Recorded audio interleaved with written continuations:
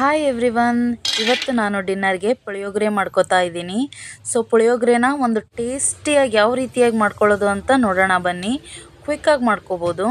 ಇಲ್ಲೊಂದು ಬಾಣಲೆ ಇಟ್ಕೊಂಡು ನಾನು ಸ್ವಲ್ಪ ಎಣ್ಣೆ ಹಾಕಿ ಶೇಂಗಾ ಬೀಜ, ಸಾಸಿವೆ ಮತ್ತು ಕರಿಬೇವಿನ ಸೊಪ್ಪು ಹಾಕೋತಾ ಇದ್ದೀನಿ. ನೀಟಾಗಿ ಫ್ರೈ ಆಗಲಿ ಎಲ್ಲ. ಈ ಶೇಂಗಾ ಬೀಜ ಹಸಿ ಇದ್ದಾಗಲೇ ಬೇರೆ ಇಂಗ್ರೀಡಿಯೆಂಟ್ ಹಾಕಿಬಿಡಬೇಡಿ, ಸ್ವಲ್ಪ ನೀಟಾಗಿ ಫ್ರೈ ಆಗಲಿ. ಅದಾದ ನಂತರ ನಾನು ಖಾರ ಪುಡಿ, ಉಪ್ಪು ಹಾಕೋತಾ ಇದ್ದೀನಿ ಎಣ್ಣೆಲಿ. ಆಮೇಲೆ ಇಲ್ಲಿ 1 ಪ್ಯಾಕೆಟ್ MTR ಪುಳಿಯೋಗರೆ ಪೌಡರಲ್ಲಿ ಅರ್ಧ ಪ್ಯಾಕೆಟ್ ಮಾತ್ರ ಹಾಕ್ಕೊಳ್ಳಿ. ಅದು ಯಾಕೆ ಅಂತ ಹೇಳ್ತೀನಿ ಆಮೇಲೆ. ನೆಕ್ಸ್ಟ್ 1 ಗ್ಲಾಸ್ ಹುಣಸೆ ರಸನ ರೆಡಿ ಮಾಡಿ ಇಟ್ಕೊಂಡಿದ್ದೆ, ಅದನ್ನು ಕೂಡ ಹಾಕ್ಕೊಂಡಿದ್ದೀನಿ. ಇವಾಗ ಎಲ್ಲನೂ ನೀಟಾಗಿ ಕುದೀಲಿ, ಸ್ವಲ್ಪ ಗಟ್ಟಿಯಾಗಿ ಟೆಕ್ಸ್ಚರ್ ಬರಬೇಕು, ಅಲ್ಲಿವರೆಗೂ ಕುದೀಲಿ.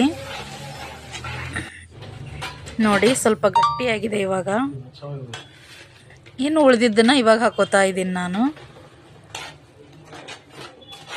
ನೀಟಾಗಿ ಮಿಕ್ಸ್ ಮಾಡಿ, ಯಾಕಂದರೆ ಈಗ ಫ್ರೈ ಆದಮೇಲೆ ಎಲ್ಲ ಫ್ಲೇವರ್ ಕಳ್ಕೊಂಬಿಡುತ್ತೆ ಪುಳಿಯೋಗರೆ. ಸೊ ಈ ರೀತಿ ಮಸಾಲೆ ಕುದ್ದಾದಮೇಲೆ ಇನ್ನೊಂದು ಸ್ವಲ್ಪ ಪೌಡರ್ ಹಾಕೋದ್ರಿಂದ ಎಕ್ಸ್ಟ್ರಾ ಟೇಸ್ಟ್ ಆ್ಯಡ್ ಆಗುತ್ತೆ. ಸೊ ಈ ರೀತಿ ಒಮ್ಮೆ ಟ್ರೈ ಮಾಡಿ ನೋಡಿ. ಇಲ್ಲೊಂದು ಸ್ವಲ್ಪ ಬೆಲ್ಲ ಹಾಕೋತಾ ಇದ್ದೀನಿ ನಾನು. ಹುಳಿ, ಉಪ್ಪು, ಖಾರ ಎಲ್ಲ ಬ್ಯಾಲೆನ್ಸ್ ಮಾಡಲಿಕ್ಕೆ ಸ್ವಲ್ಪ ಸ್ವೀಟ್ ಅಂಶ ಇರಬೇಕಲ್ಲ.